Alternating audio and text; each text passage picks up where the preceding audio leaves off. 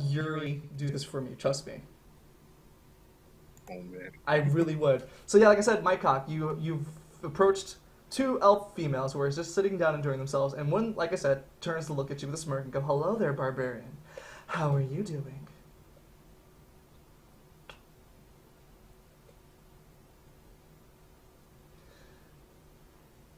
They both kind of giggle at your response. I really suck. That's the point of having fun. Our finest alcohol? They both look at the table for a bit, and one of them offers a small martini glass. Here, have a sip of this. Oh hell no, that is poison. Poison, I tells you.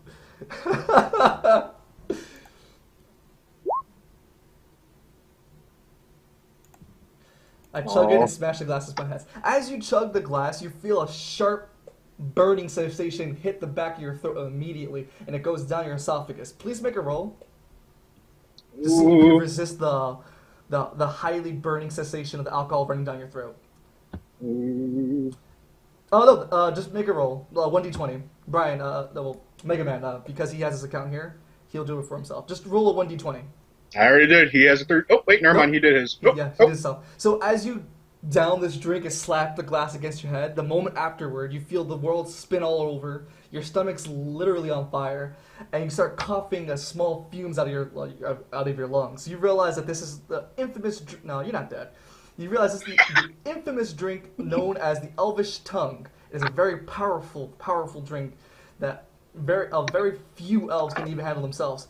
As you drop to your knees, coughing these fumes out of your mouth, the two elvish chicks laugh at you and slowly pick their stuff and leave the tavern. So we're gonna go to the next to Sam. Sam, you are the half orc. You walk over to the bartender. You slam your hand into onto the countertop, and you demand things. Things. And Things. the orc looks at you. What you mean things? I'd like your most expensive drink. Ah, you want that daka daka. He looks at you with a smile, a smirk in his face, and a small glint in his eye as he leans over from the countertop before you have a chance to ask. And when he comes back from the countertop, he reveals this giant keg of alcohol. He pushes towards you. Drink up and be healthy. And I do. All right, so you take. How would you handle taking this huge keg? I down it like a mofo. I'm going to grab that All right, and so just Man. drink from the nozzle and just go this off. is a very alcoholic team. I hope I don't die of alcohol poisoning. You watch in Shanda. I can't even pronounce that. I'm not even. Schadenfreude pleasure. So anyway, so you take the keg, both hands, in your mighty orc, half orc, Shandaflor, yeah. So Mega Man probably pronounced it better than I did. And you take this keg in your hand, you pop open the top, you give us a kind of a challenging glare back at the orc bartender as you pick it up and push it against your lips, and you start drinking in front of him. I need you to make Mega Man make a roll for her, please. You got it. As you begin, Ooh. you rolled a 3, by the way, Sam. Mm-mm-mm. So as you begin downing this huge keg of alcohol, you start to gag and choke because you forgot to breathe for a bit. So, Mega Man, please make another roll. Yes. You rolled an 8. What So, the heck is Mega going Man, on? Mega Man, you're having bad rolls tonight. Oh So man. you could, as you cough and realize you're not breathing properly, you drop the keg by accident, spilling the contents all over the floor, and you violently cough out most of the alcohol, Like most a of the alcohol. champ. Like a champ. Ah, thank you, Octoplex. And as you do so, the orc bartender gets frustrated with you because you dropped some of the daka all over him. Ah, you fool! How did they waste such good daka? And he's just having a stamping. He's kind of stamping, pissed off at you now. And finally, we go off to Hadgar. Hadgar? Yes. Yes. So now you are in a pursuit of meat, and your pursuit finds you very shortly to a cult man. You're a dwarf and you have a fine sense of smell, so you're able to smell the honey sweet mead in the air, and you find it into a small table with a cloaked man sitting there. He has 2 cups of mead and he looks at you as you approach him. What do you do? Hmm. 2 of them. Let's see here. I would take the one to the right. No, there's only the cups. Oh, what happened? Oh no, you're talking about the cups, right? On his table? Yes. Okay, Yes. so you lean over and you take a cup from the stranger, and the moment you reach your hand out to grab the handle, he slaps your hand with a quick hit that you didn't even see coming. Oh. Excuse me. I don't think you've learned manners down in those mines, but you don't take what's not yours. Ooh, okay. The man slowly sips his drink and looks at you. So then I'm guessing I must do something. I will. I will take that cup and I'll bash it over his head. Okay, so make a roll for me, and I'm gonna make a roll too. Wow! Holy shit! Oh my god! I rolled a 1. Good job. Ooh. So when you guys roll a critical 1, that's an automatic horrible fail, and that's the worst possible roll you guys can ever make. If you roll a 20, it's the best possible roll ever, and you guys get a critical success. So you take so this man tries to defend his cup again, but he misses so bad he falls off his chair, and you take the cup to yourself immediately. And the man has some trouble getting back up. And Oh, you yes. satisfy yourself by just drinking the whole cup to yourself. Yes. Anything else you want to do? What do we want to do? Yeah, anything else you want to do? Oh, yes. I'm just I'll following you look- for a bit. Yeah, sure. I'll look around my surroundings and I find an oddly placed treasure chest right behind the bar. I can't you can't narrate those kind of those items, like those random items in the distance. you- I'll do You it. got it. You got it. Are you all right. looking? Are you looking for said treasure chest? I am looking for something. Yes. Okay, so what specifically are you looking for? It could be a little bit less vague. Something is anything. Less fake. Like, give me an example. Are you looking for gold? You know what? Since we are poor, yes.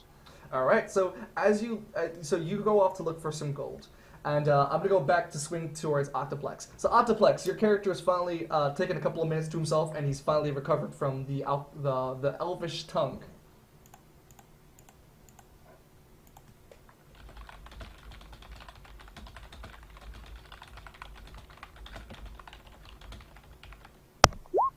All right.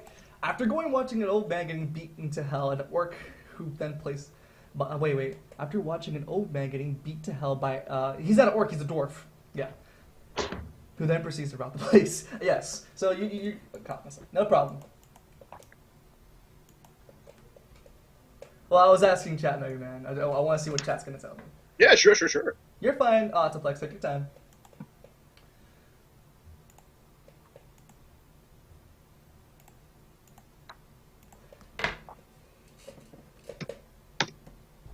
I start doing the hokey pokey. Disco lights fall from the sky and everyone starts dancing. His sexual bohemian style.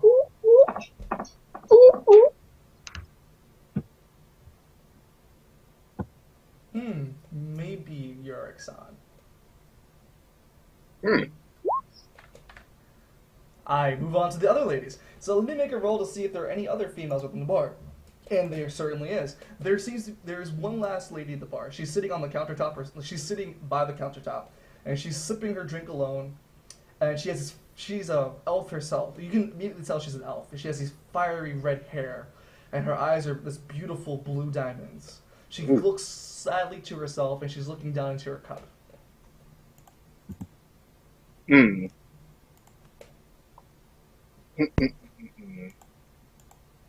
Who wants to take this one? Who wants to take this one? Sam, you go for it. Well, Multiplex is handling this scenario right now. Oh, this one? Oh, Okay. yeah? Yeah. Okay. Sorry guys, it's just so typically in Dungeons and Dragons you just have everyone do their own kind of tips and bits of actions, so you gotta kind of just like follow along with everyone else. You got it. Right. Yeah. Okay, if one person or player decides to do something, could you also interact with that on your next turn? Yeah. So, for example, if you wanted to, like, if you saw, like, you can see everyone in the bar, Right. and you can see your dwarf friend, robbing, like, looking around to rob the place. You can join him to help rob. Octoplex, go ahead, keep writing, dude. Okay, you sent over there. Hello, hey there. You come here often. She looks down at her drink. She doesn't hear you. Like, she looks down at her drink and she doesn't respond to you. She just continues staring into it. Oh, sorry. She looks up at you. I suppose. Her eyes, like, they look at you for a second, and the second you look into them, I need you to make me a roll. A 1d20 roll. Look at that. No, I'm doing that for myself. I'll explain in a moment, but I need Octoplex to make a roll. So Octoplex, as you stare into her eyes, suddenly you feel confused. This is a feeling you've never felt before. You find that she is the center of your universe. And that you just can't, you want to hear each word she says. Her very existence is in your, like, is your whole life. Man. She smiles at you when she sees that look in your eyes. How often do you come here? Her words, sweet honey in your ears. How often do you come here? Just make sure. Well, maybe we can change that together. She leans in close with a smirk.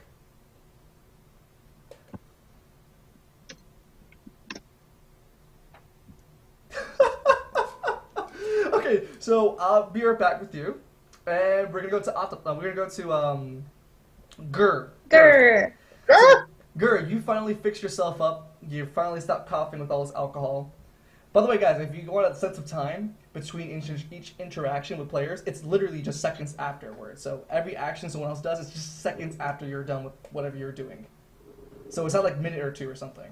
So anyway, Gur, after finishing the trying to finish the DACA and coughing it all over the place, you look up and you see your friend, you see the human barbarian talking to a fiery red-haired elf chick that you haven't noticed in the bar the first time when you guys were here.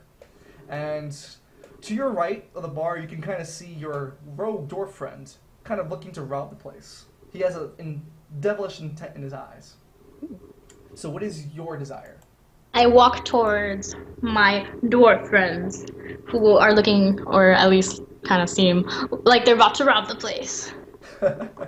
So now since both of you are kind of doing the same action, both of you guys can start talking like normal, like as your characters would. So go ahead. So basically, Hedgar, as you're walking around sneaking, just not sneaking about, but you just look ominous. It's kind of obvious. Yes. You see your friend come up to you and she talks to you. And this is the conversation you guys will have. By the way, before anything happens, hi, Agros. Pleasure, welcome to the channel. Everyone in the chat, please say hello to Agros. We're doing Dungeons & Dragons. It's a pleasure to have you around, my friend. Alright, so I am interacting with Gur, and Gur, I am not liking what Mike is, what's happening to him. Apparently, maybe under a spell. Guys. This is called, I also gotta explain this to you, that's called considered metagaming. And this is not penalizing anyone right now, but I'm also gonna explain it for future sessions. What you as a player, as you as a person know as information, your character doesn't. Get it? Yeah. So the information that he may be under a spell, we do not have the knowledge of. It is a no-no. It's just something that we see. Yeah, that he's talking to some chick. Yeah, he's flirting with this chick. Cool. Mm. Cool. Yep. Okay. So Find a way around that. Yep. Yeah. Okay, so let's see. Area of 9. Makes sense. Okay. So girl, what do you expect we should do then? Because I've never seen this woman before, I believe we should intervene with our fine friend, Mike Hawk. You know what? That sounds like a solid idea. Alright, give me a second. The DM is multitasking. No, not.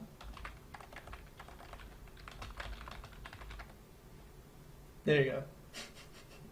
I love doing that. It's so fucking amazing. So anyway, apparently, so Gur and Hedgar decide that robbing the place is a little too fine for them. So they go over to their friend Mike Hawk and begin conversations. you're professing. So yes. So as you guys come to Mike Hawk, he is he is confessing his love and adoration to this female he just met, who's blushing and smiling. As you guys come close, she turns to look at both of you and give you guys a subtle glare. Yeah. Mike Hawk. God almighty.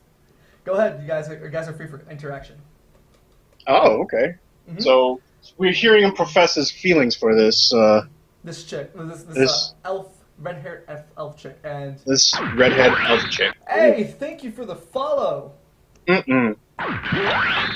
Salandria. Thank you. Just like guys, give me 1 second. Sorry, just reading chat out loud. Just started Dungeons and Dragon group for friends of this, and our DM is this old guy who's been playing for 30 years or so, and he's really good at it. So D&D turns into one of the best things ever.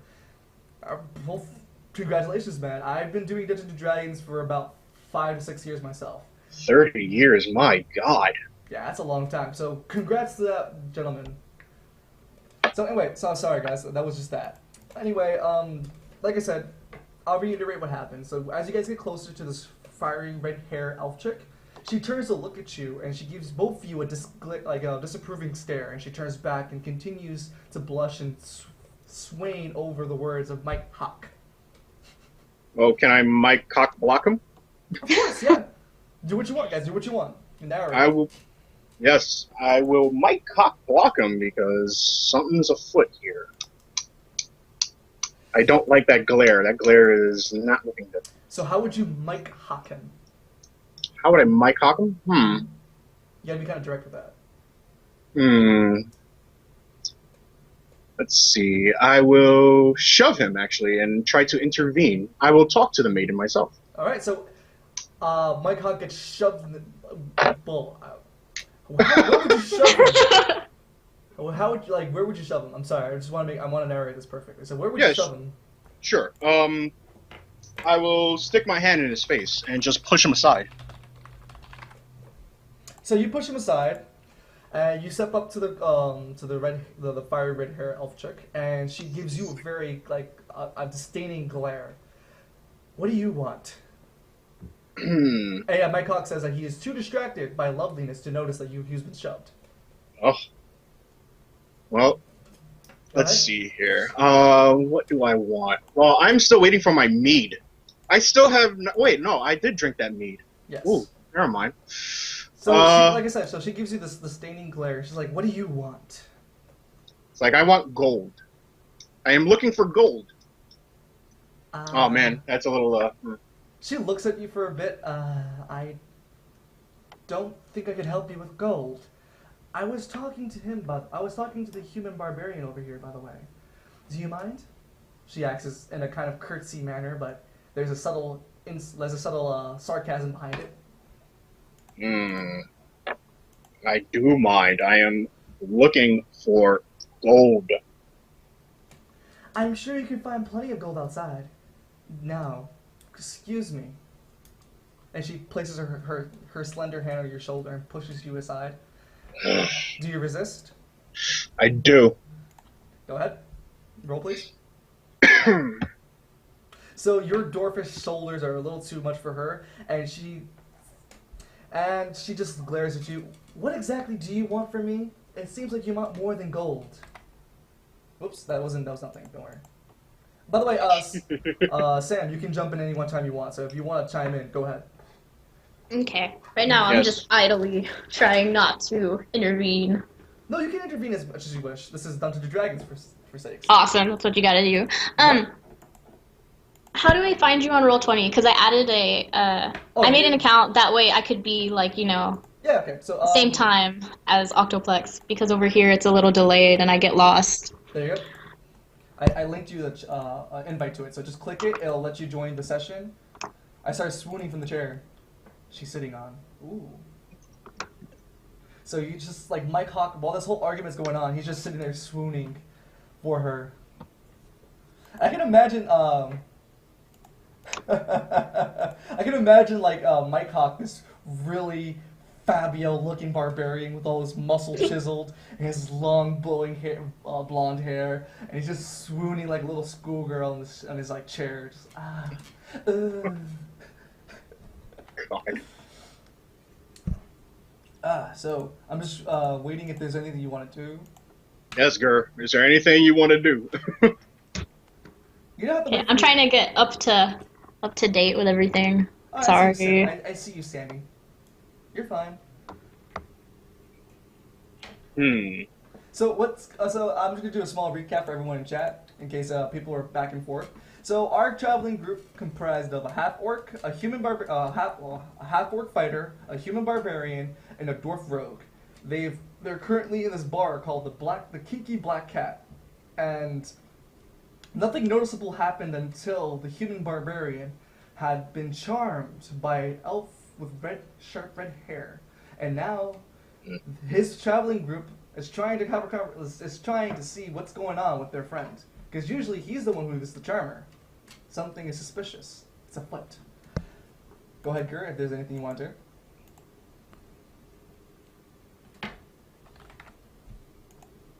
Gur, Gur? did we lose her? I don't know, did we? Sam? Sam! Apparently we lost her. I hope not. Yuri is still here. Is she? Yeah, she's still here. She's just sitting around. How does dwarf rogue even work? You're smaller, so you get a bonus to sneak rolls. Yes. So you get a bonus to sneak rolls for a rogue dwarf. Sam, since you're currently Mia, we'll continue with Mega Man. So Mega Man, you're just in this chat, and the fiery red hair elf chick is just pissed off at you and annoyed with you. And she doesn't want anything more to do with you. Nothing to do with me. Oh. Hmm. Let me see here. So then I go up to Mike and I interrogate him. Well, not interrogate. No, let me change that. Uh huh. Um. You can Actually, you know what? Just dialogue it. Just like you. So you turn to Mike and you say, Oh. Let's see here. Mike, why are you falling for this wench? "There you go. That's fantastic." She is my light. She is my life. He says, swooning all over the place. Oh my god. No. I want to live with her forever. Oh, I want to smack him over his head. Go ahead, roll for it. Oh, I want to smack him over his head. That's it. I can't do this no more. So, Oh, of course. Autoplex, course. please roll. Oh, come on! So Autoplex, you dodge right under his attack, or how would you actually? You narrate it for me. How would you handle this? Go ahead. You handle this for me. Sure. Well, who? Him or me? Him, Okay. because he rolled this assassin. I want to see what he says for this action.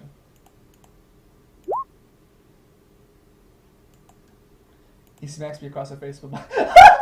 That's nice. That is That's beautiful. nice. So guys, the rogue dwarf slaps the human barbarian in the face, but the human barbarian's so in love that he does not feel the pain, and he declares, "You cannot hurt the power of love." Oh, And as that happens, suddenly the elf female puts her hand on to the shoulder of the dwarf and turns him over. "I think you should leave now," and gives him a death-defying glare. And I need you to make a roll. who, me? Yes, I need you to make a roll. 1d20. Huh. So okay, so it's a push. So we just roll one time. Oh, what? Ooh. So as you look into her eyes, you feel your heart suddenly stop. She's giving you a stare. She is giving you a stare that petrifies you in place. Your character falls over and you die of a heart attack. I apologize, but you have died. Wow. Yep. So Sam's BRB. So Autoplex. Yep, he's on his own now. That's it. I apologize, Mega Man. I didn't think that would happen, but your, I- your character is dead because of a powerful stare. It'll be explained in a bit, but Autoplex, seeing your friend drop to the floor dead as he is, You have a chance now to resist this sudden charm that you have above on you. So please roll. I roll d20. So you break out of the spell, see your friend fall to the floor. You can see his eyes roll back to his head, and you proclaimed at the top of your lungs. What the fuck, bitch? She looks at you kind of puzzled. What is it, my darling? What's wrong? She tries again to catch you with her charm, but because you've already broken out of her resistance, she doesn't know that you aren't going to fall for her tricks twice.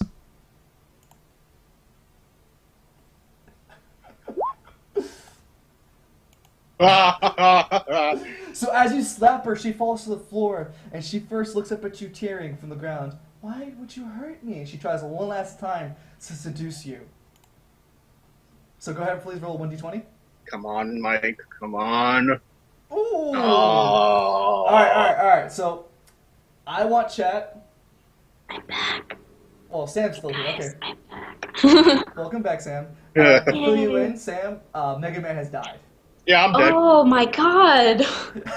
The game just started and I am dead. What happened? Who killed you? The fiery red-haired woman had given him a death-defying glare. Well, technically, I killed myself. Yes, the one killed it. She stopped his heart with a stare. So, wow. Autoplex, make one more roll, because you are a barbarian and you do have a resistance against these kind of things. I will let you slide with that.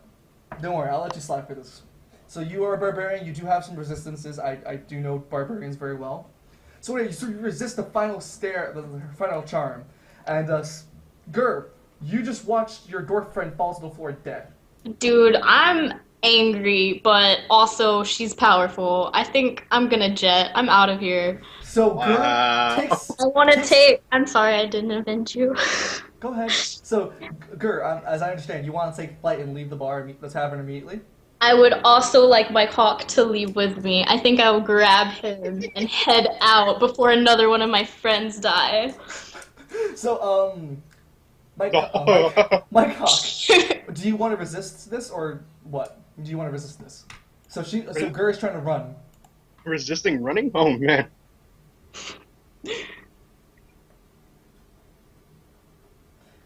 I want to make sure this is gonna. This is amazing. I like this so far. This game just started and I'm dead. I can make you an NPC or something. We haven't left a bar and I'm dead. You're dead. A huge ass orc is running away from a little female. Well, half orcs are typically a little bit taller than humans. Alright. Yeah, half orc. Taller than me. Hey, thank you for the follow, Agros. Wow, we have a couple of people here. I have a lot more followers. Yeah, Faith Dimmer, thank you for staying around, man.